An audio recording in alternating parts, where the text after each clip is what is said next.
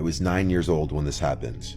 For whatever reason, I was home alone one night, so I was playing video games upstairs in my room. I wasn't allowed to answer the door to anyone when I was home alone. Whenever I was left alone, it wasn't for long. My mom would just be out grocery shopping or something like that. I was playing Metroid Prime on my GameCube. I used to be obsessed with that game. I heard the house phone downstairs start to ring. My mom always told me to pick up the phone if it rang, in case it was her calling. So I hurried downstairs, and by maybe the fourth ring, I picked up. The caller ID was from my mom's cell phone. She said, "Sweetie, can you come outside and help with the groceries?" I replied, "Mom?"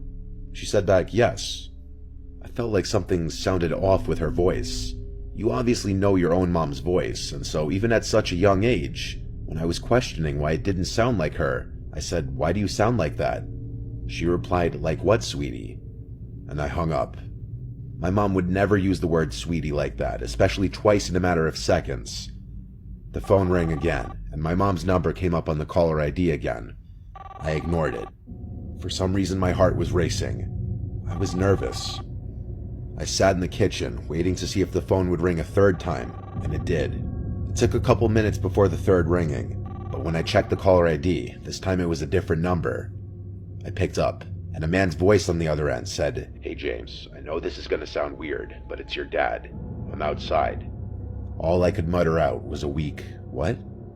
The man said, "I'm outside. I have a lot to explain." I hung up right then and there. My suspicion was in fact true, that the first voice I heard was not my mom's. The phone rang again, and then again after that. I ignored it each time. I couldn't even call my mom because someone clearly had her phone. Then things took a turn for the worse when there were knocks at the front door. This went from a "someone has my mom's phone" situation to a "someone is outside the house" situation.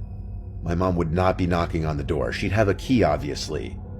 I peered around the wall of the kitchen to look at the front door. I heard a man's muffled voice on the other side saying my name. He was saying, "It's your dad." He rang the doorbell, and then I heard him start attempting to open the door. I did something that no 9-year-old should ever have to do, and that was grabbing the phone and calling 911. The 911 operator asked me what I imagined to be some pretty standard questions, most importantly telling me to wait in a bathroom or other room with a lockable door until the police get there. The bathroom is on the first floor of the house. I hid in there with the lights off. Whoever was outside came to the window and tried pulling it open. I heard their entire struggle. Then they must have moved to the next window. I think they tried every window and door in the house. If anything were to have been unlocked, this story would have had a very different outcome. They must have given up at some point before the police arrived.